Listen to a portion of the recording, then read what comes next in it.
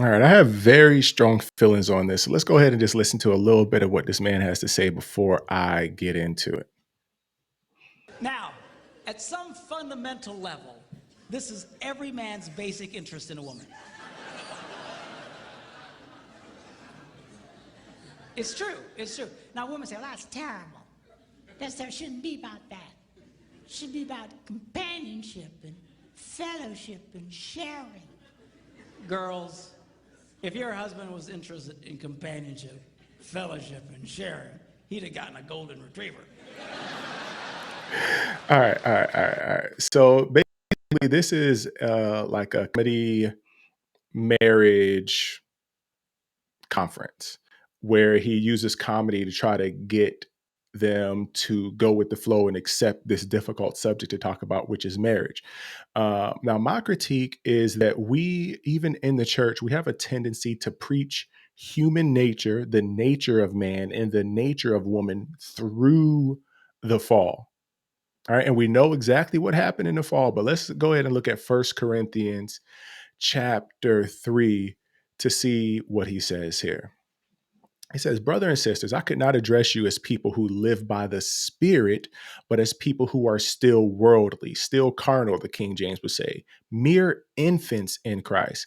I gave you milk, not solid food, for you were not ready for it. Indeed, you are still not ready. You are still worldly, still carnal, still fleshly. And remember, the word flesh, I talk about this in my other videos, the word flesh does not mean your skin.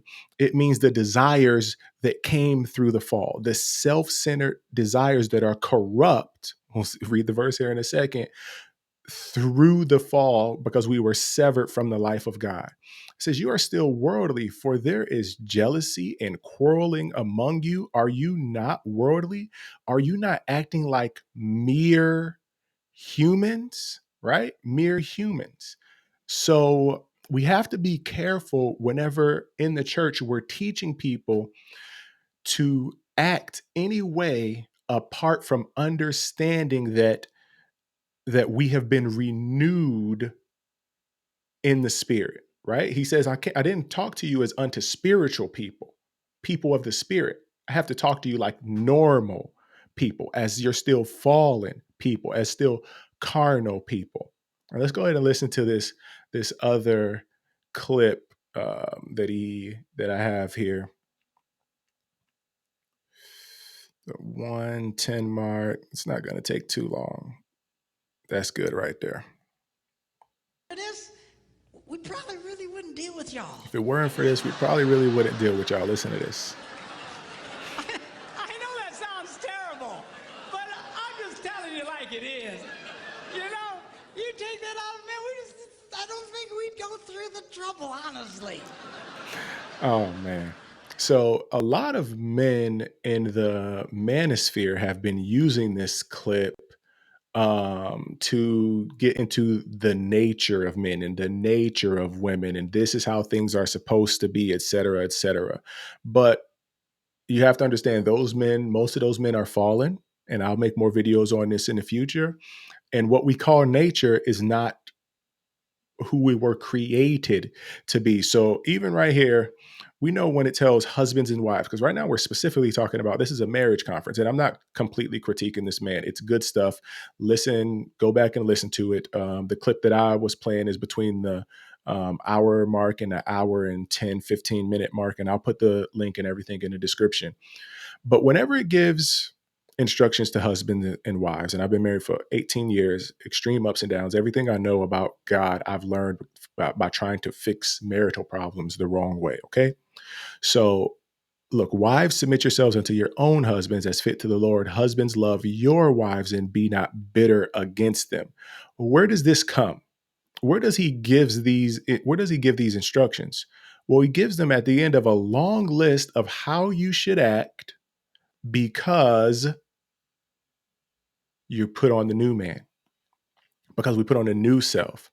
So we know in the previous chapter, because I preach on these verses all the time when I talk about walking or living a holy life, he talks about you no longer live from what you do and don't do as the being to tell you who you are, right? I am what I do and don't do. No, he says, if you be risen with Christ, seek those things which are above where Christ sits at the right hand of the Father.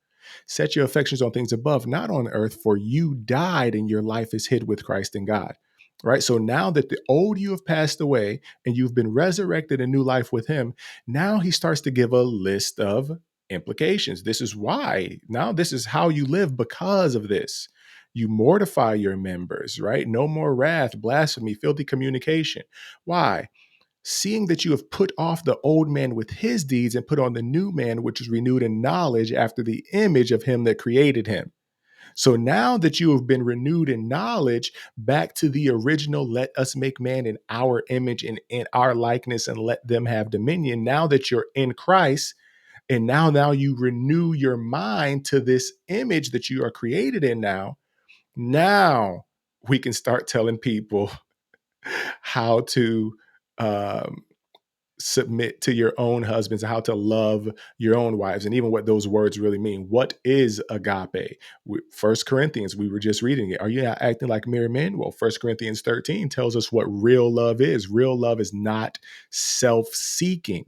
And this is why we have a lot of issues in marriage, because if you go back and watch the clip right in between those two parts, he says, if you meet the man's needs, then he will meet your needs. And if the man meets the woman need, then she will meet your needs. But all that is if language, which is conditional, which is not love.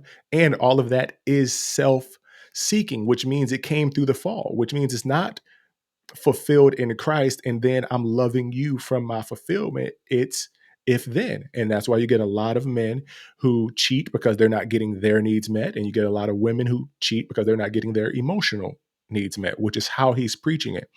And it's good stuff and it's good to do in the beginning because we need rules while we're still infants, while we're still babies.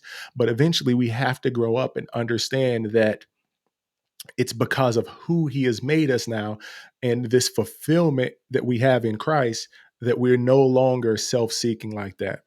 So the same thing with Ephesians 5. We know in Ephesians 5, everyone quotes those verses where it says the same thing: wives, submit to your own husbands as unto the Lord. Husbands, love your wives as Christ loved the church.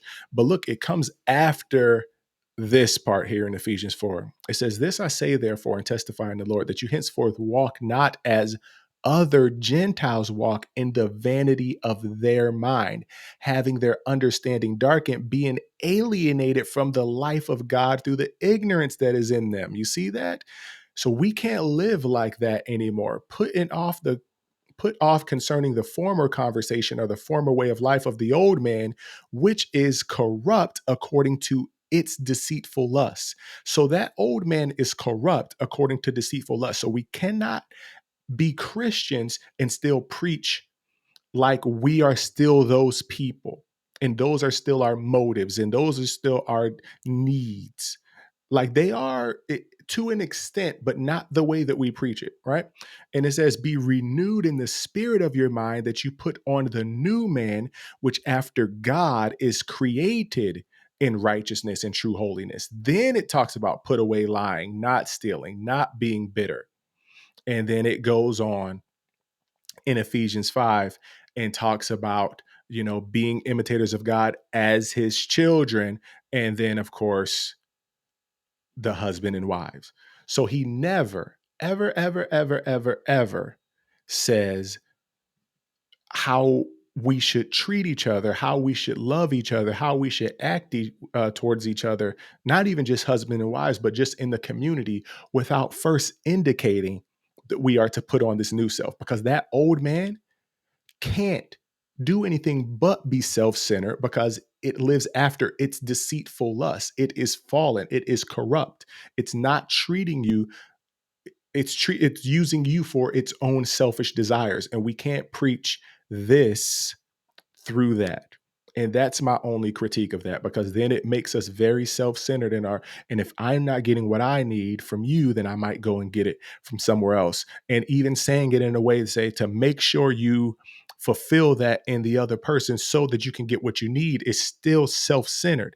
You fulfill that in the other person because you love them, right? And you are fulfilled from God. So if you ever get into any craziness in your marriage, especially I heard Dan Moeller, I love his marriage story, because he said he went 8 years living as a man who was not married. And he finally explained what that meant one time is he was married, and for 8 years his wife went through an identity crisis where she was like, do you really love me? Do people really care about me? People only like me because you're this great pastor, yada yada yada.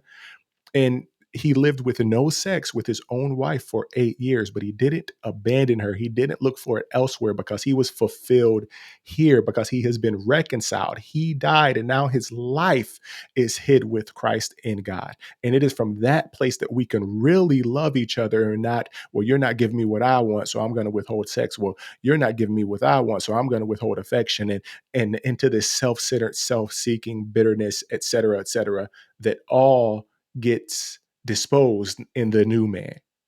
But in the old man, it's inevitable. And you have to let people know that they're the new man before you start to give them how they should act. Because they're always going to have that old frame of reference and they're never actually going to be able to do it. So I love y'all. I hope this has been somewhat helpful for you. If you did, make sure you go ahead, hit that like button. I would appreciate it. Share it with anyone else who you feel like they may need this, and subscribe to this channel so I can get up there to 1,000 subscribers. I would appreciate that. I'll see y'all next time.